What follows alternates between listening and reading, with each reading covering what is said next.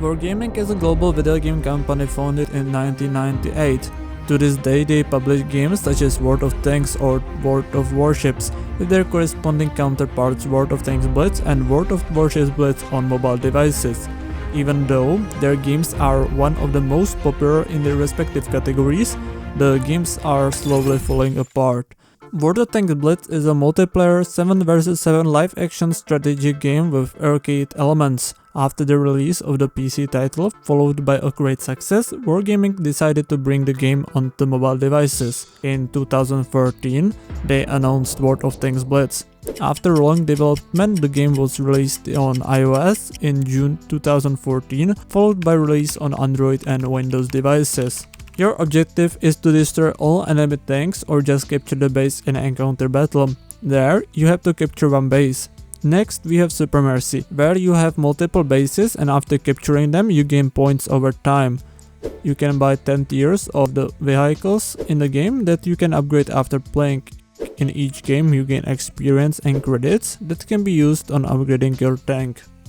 You can encounter 18 different maps, while each one brings something new into the gaming experience. Every map has its own positions and unique playstyle that force new players to learn and think about the game, while it gives experienced players their rewards, such as better chance of winning or getting more damage during encounters, with less experienced players.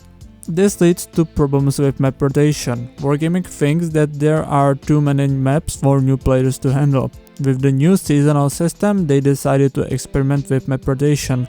Every season, 5 maps are removed from the map pool. This really upset many players because they like the map. Map rotation means that they can't play their favorite map, and the cause isn't making the game better, but it is just to make the game easier for new players. This is the second problem with the game, the new player prioritization. Wargaming is doing everything they can to make the game easier to play for new players. Every resource is too easy to get. It started with new added boosters and experience multipliers, which are boosting players too much compared to their skill level. However, OG players don't like this change. Back then, it wasn't possible to level up to the highest tank tier in a span of less than 6 months, because the game took years to master and level up one nation. However, these days you are able to get a new tier 9 vehicle with less than 40 battles from a stock tier 8 tank.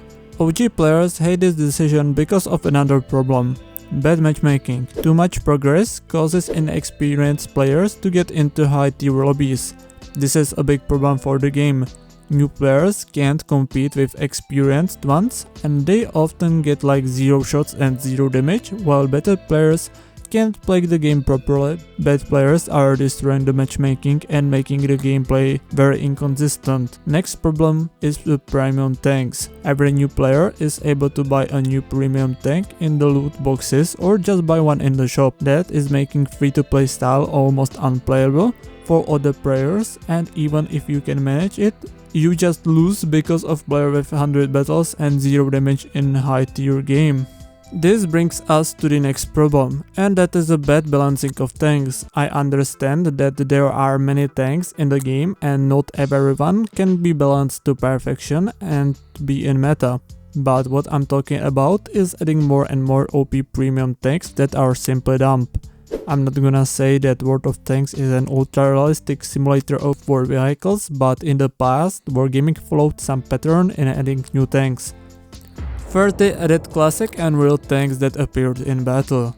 But after some time, tanks have just run out. They decided to add new tanks that were only prototypes. To this point, everything was okay, and the community was very happy about new content being added to the game. Here came the turning point. Wargaming started a new orientation on money, and they are doing everything to make a bag. By adding new tanks as Halloween presents to greatly crossing the line between good and bad. Tanks like Annihilator and Smasher started to appear in the gameplay and became very bad very fast.